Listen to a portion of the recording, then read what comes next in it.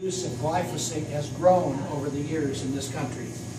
The yellow bars are what's happened to the cases of autism in this country. And you can see they almost run together, identically, right? Deaths due to intestinal infection. Here are the acres planted in corn, or GM corn.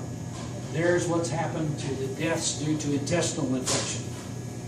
Is that MRSA? Pardon me? Is that MRSA? No, not MRSA. That's a different thing. Yeah. Deaths from senile dementia. This is usually in older age, right? But you see a similar curve. You see these things running together over the last 10 or 20 or 30 years. People diagnosed with diabetes. Same kind of curves. They run together. So all this is raising questions, which says we need to find out what's going on here. I have, rather than show you more and more graphs, here's a list of all of the correlation studies that Dr. Sensel has done at MIT, and these are the diseases with a high correlation to the increase in genetically modified crops and the use of glyphosate in this country. You can run down the list, but they're all of the serious major health diseases that we face in today's age. What was that doctor's name? Sensel, S-E-N-S-E-L.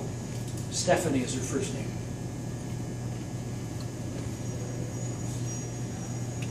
Lest we think we're escaping from this living in central Indiana, I had a couple of slides here.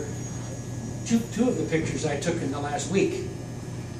This is a picture of a brand new, state-of-the-art, front-end sprayer.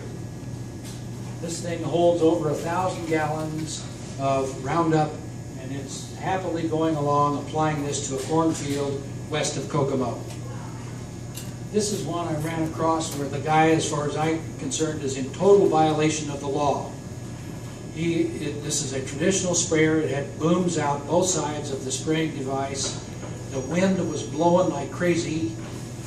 He was motivating down that field at probably 15 or 20 miles an hour, clicking up a cloud of dust, but all of the spray behind him was in a cloud as well.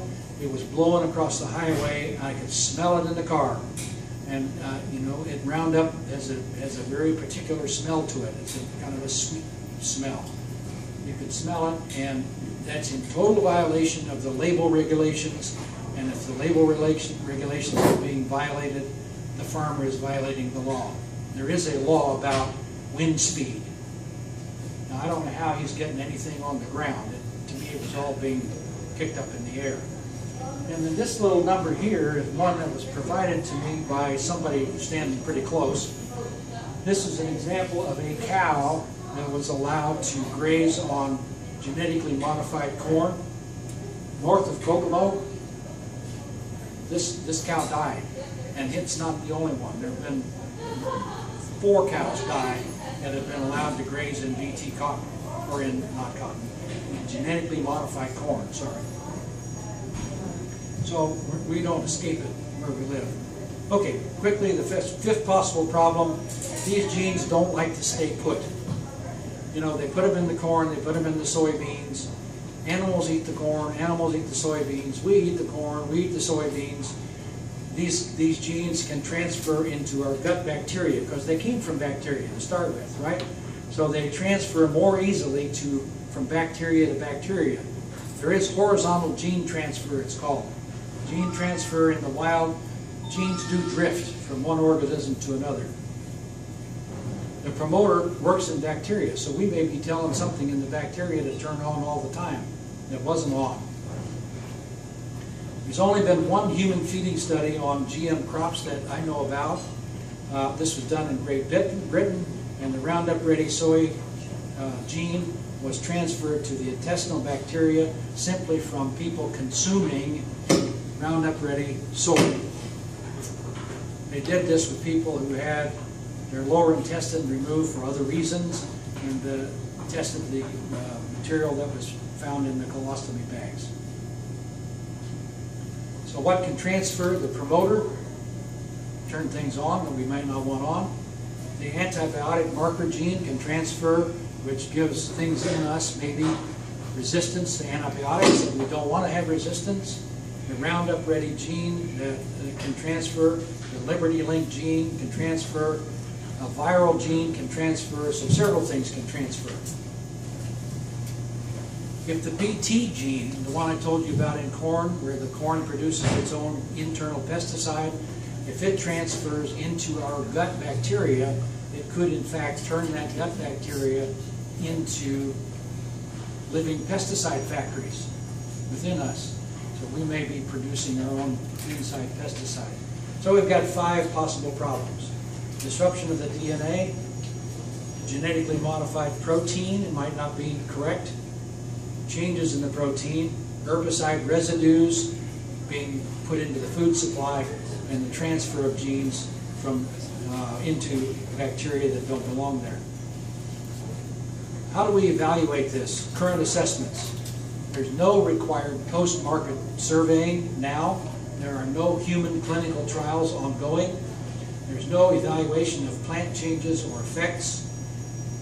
Approvals for any GM crops are based upon untested assumptions or incorrect science, and or they're based upon studies provided to the FDA out of the chemical seed companies. How do we stop this? Pustai did it basically inadvertently in Europe. He went public with his tests. The European press picked it up, unlike press in the United States. It was spread, the concern about the test results were spread. The manufacturers or the food companies over in Europe have removed GMOs from their products that they offer. Here are some examples of those companies. So far, expansion has been limited to four major crops anyway, 2 major traits, and 6 countries. The problem is people in the United States aren't aware of the issue and of the problems. This was a survey done asking people if they've ever eaten a genetically modified food, and 60% said nope, they haven't. They probably have about every day. So the countries that label genetically modified foods, all the European countries, and then the list you see there, Russia, China, Australia, Japan, total of about 65 countries worldwide, either require GM foods to be labeled or they ban them altogether. We don't in the United States. Why? Monsanto, Syngenta, Dow Chemical, DuPont, Coca-Cola, Post, Kellogg's, all of the big ones do not want labels. Monsanto wants us to trust them. They're the company that gave us DDT, they gave us PCBs. We've had a problem with super fungicide here in Kokomo, we had Continental Steel with PCBs. They gave us dioxin, they gave us Agent Orange, they gave us recombinant bovine growth hormone, and now they've given us GMOs, and they want us to trust them, that they're going to keep us safe. Who's trying to stop this? Vermont just recently passed, and the governor signed the first, what I call, clean GMO labeling bill. So they're going to require, I think it's in 2016, for all GM foods in Vermont to be labeled. They expect to be sued by Monsanto. Maine has passed a bill, Connecticut passed a bill, both of those have triggers in them that require a certain population number to also pass such legislation before it goes into effect. Oregon. In Oregon, recently there were 2 counties in Oregon that have banned the planting of genetically modified crops. They too expect to be sued by Monsanto, and at the state level there's manipulation going on trying to get legislation through that would not allow a county to make such a determination. Colorado has had legislation. Indiana has proposed legislation which last time was buried in committee. Washington State was defeated, California was defeated. Why? Because millions and millions of dollars were put in there by the big food chemical to defeat those moves. There was a bill introduced in Congress. 26 states have introduced bills to label GM foods, but, and a big but, there was a bill introduced in the Congress and the House of Representatives this session by a representative from Kansas. If passed, it will ban any states from taking any action that would require labeling, because they say it would be in violation of interstate commerce. That policy is to be set on the federal level and the federal level only. So they're trying to go around the horn and make the win. I've had communications with our